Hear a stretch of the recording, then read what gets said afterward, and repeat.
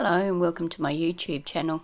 Thank you for joining me today. Today I'm going to be creating an art journal page. I am making my own art journal because I wanted one of the ring bound type that you can select your page, remove it from the rings, and once you're finished you can put it back in the rings. That way you're always working on a flat surface. Also, it enables me to write on the back of each page what I've actually used on the page. This is the page I'll be creating today. I enjoyed making this page and I hope you enjoy watching the process video. To start my page, I gave it a coat of gesso and left it to dry. Now I'm going to add some texture paste. I'm using the Montmartre modelling paste, a Kaiser Craft stencil and my palette knife. I'm going to apply the texture paste through the stencil randomly over the background of the layout. If you get some modelling paste where you don't want it, you can just use your palette knife to scrape away the pieces that you don't require before it dries.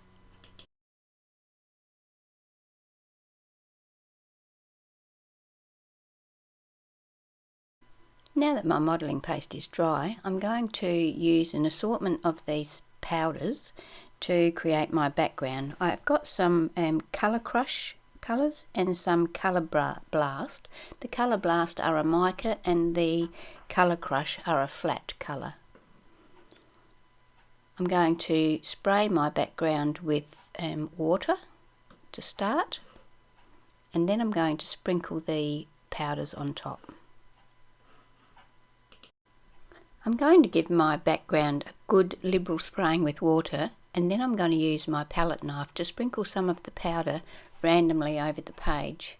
I will then use more water to move that colour around. I use this same process to add Polar and Cool Mint in the Colour Blast mica powders and Pineapple and Blue Heaven in the Colour Crush powders.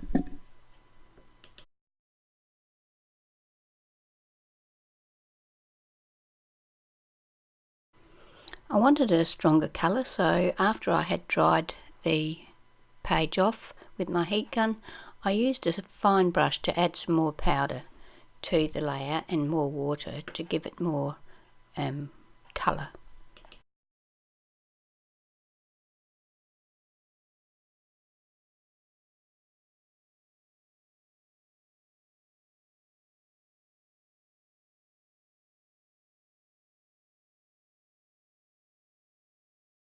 Now that I'm happy with the background and the background is dry, I'm going to use some Stays-On ink and my Kaiser Craft Stitched Circle stamp and die set to stamp randomly in the background for a bit of added dimension. I'm also going to do the same thing with my Inkadinkado Dot Flourish stamp. This gives me some deeper colour. I stamped the flourishes on using the Encore Gold ink. Now that I've finished with the background for the moment, I'm going to use this Sizzix Big's Die flower petal it's called, to cut some flower petals to make my focal point. To decorate these petals that I've cut out in white cardstock, I'm going to use a deep red droplets, water droplets background stamp, and I'm going to do some heat embossing on them. I'm going to stamp with my Distress ink embossing powder, and then I'm going to use an assortment of blues. There's a lighter blue and a darker blue embossing powder to just put a mixture of colour on these petals. I've got two sizes of petals, there's a large and a small, so both sizes will be treated the same.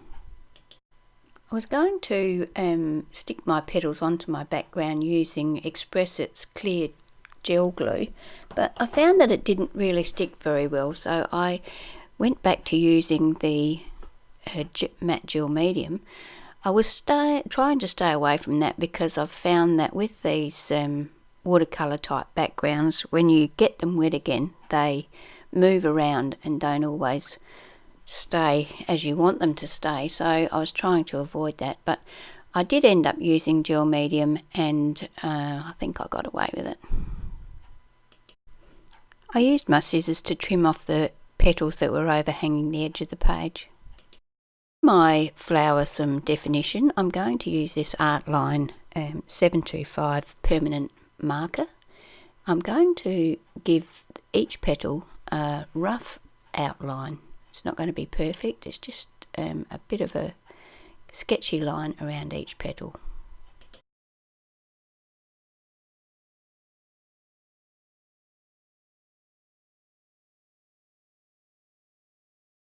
I'm going to use some pearlescent watercolours by Semco to add a bit more detail to the flower.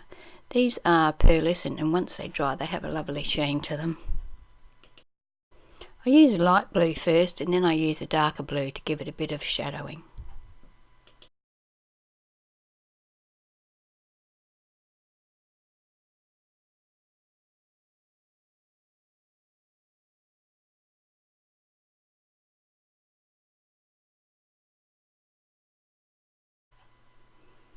I use my heat gun to dry my flower off, and then I use my Stabilo oil pencil in black and a fine brush and add some shading to the back of the flower or underneath the flower. To do the shading, I wet my brush, wipe it along the tip of my pencil, and then use the brush to apply the shadow behind the flower.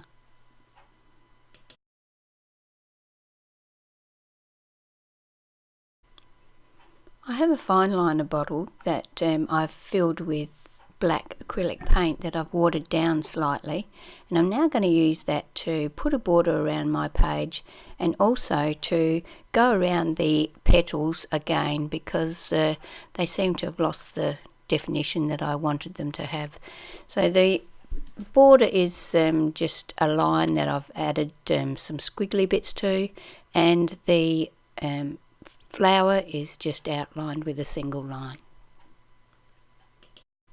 I've printed my sentiment on my computer just on normal printer paper. It says, "I want to be a happy flower child," and I've wiped over that with some of the water paint so that it wasn't a stark white, and now I'm going to attach that to the page with some more matte medium. And then I'm going to use my black fine line marker once again to just outline the journaling. I used my hot glue gun to attach an old earring so that became the centre of the flower.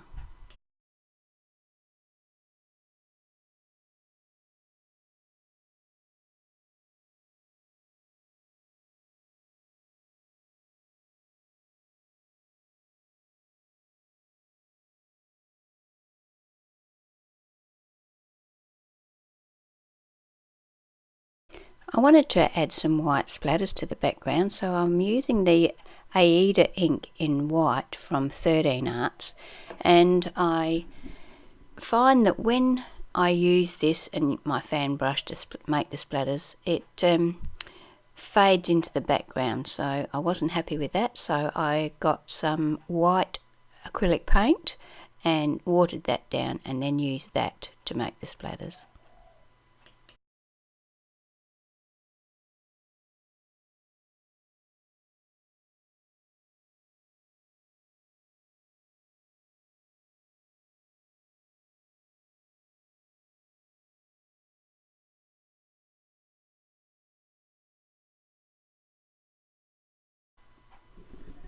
That completes my art journaling page for today. I hope you've enjoyed this video. If you have, please click the subscribe button and the bell next to the subscribe button so that you can be notified each time I create a new video. Also, I'd love it if you would share my video with your friends. I am trying to increase my subscribers and your help would be appreciated. Thank you.